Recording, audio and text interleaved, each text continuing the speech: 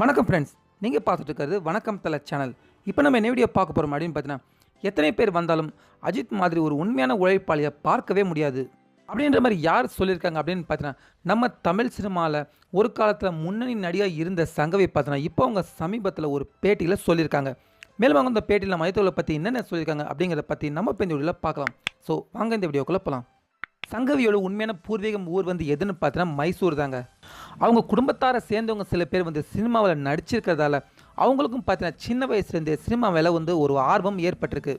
அப்புறம் பார்த்தீங்கன்னா சென்னையில் சினிமா சம்மந்தமான ஒரு நிகழ்ச்சி நடந்தப்போ அந்த நிகழ்ச்சியில் பார்த்தீங்கன்னா சங்கவி கலந்துட்டு இருக்காங்க. அப்போ அந்த நிகழ்ச்சியில் பார்த்தா நம்ம கே பாக்யராஜ் அவர்களை பார்த்தீங்கன்னா சங்கவியை பார்த்துட்டு நீ வந்து என்னோட படத்தில் நடிக்கிறியா அப்படின்ற மாதிரி கேட்டிருக்காரு. சங்கவிக்கு என்னமோ நடிக்கிற ஆர்வம் இருந்தாலும் சங்கவியோட அப்பா வந்து பார்த்தீங்கன்னா அதுக்கு வந்து ஒத்துக்கல. சங்கையோட அப்பா வந்து ஒத்துக்காதல பாக்யராஜ் கிட்ட வந்து சங்கை வந்து இல்லை நான் நடிக்கல அப்படின்ற மாதிரி சொல்லிட்டாங்க.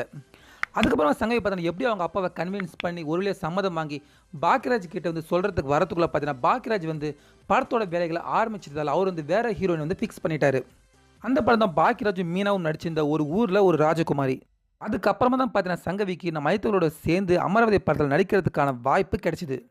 அமராவதி படம் வந்து பார்த்தீங்கன்னா மைத்தோலுக்கு தமிழில் முதல் படமாக இருந்தாலும் அவர் வந்து பார்த்தீங்கன்னா ரொம்பவே ஈடுபாட்டோடு நடிப்பார்.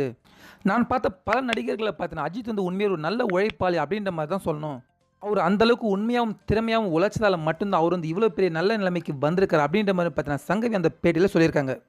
மேலும் பார்த்தீங்கன்னா சினிமா சம்மந்தப்பட்ட பல ஃபங்க்ஷனில் வந்து பார்த்தீங்கன்னா நான் வந்து விஜயை நிறைய முறை சந்திச்சிருக்கேன். ஆனால் அஜித்தை மட்டும் பார்த்து பல வருஷங்கள் ஆகிடுச்சு அப்படின்ற மாதிரி பார்த்தீங்கன்னா சங்கவி அவங்க பேட்டியில் இப்போ சொல்லியிருக்காங்க. என்ன ஃப்ரெண்ட்ஸ், நம்ம மையத்தோட முதல் பாட்டில் ஹீரோ நடித்த சங்கவி பார்த்தோன்னா இப்போ நம்ம மையத்தில் வந்து பார்த்தீங்கன்னா ஒரு நல்ல உழைப்பாளி அப்படின்ற மாதிரி நம்ம மையத்தில் அவங்க வந்து பார்த்தீங்கன்னா இப்போ புகழ்ந்து பேசியிருக்காங்க. ஸோ சங்கையோட இந்த கருத்தை பற்றி உங்களோட கருத்து என்ன, அதை நீங்கள் மறக்காமல் நம்ம கமெண்ட் பாக்ஸில் பதிவு பண்ணுங்கள். இந்த வீடியோ உங்களுக்கு பிடிச்சிருந்தா லைக் பண்ணுங்கள், ஷேர் பண்ணுங்கள். மேலும் இது போல தொடர்ந்து அப்டேட்ஸ்க்கு மறக்காமல் நம்ம வணக்கம் தல சேனலுக்கும் சப்ஸ்கிரைப் பண்ணுங்கள். மீண்டும் அடுத்த வீடியோவில் சந்திக்கலாம்.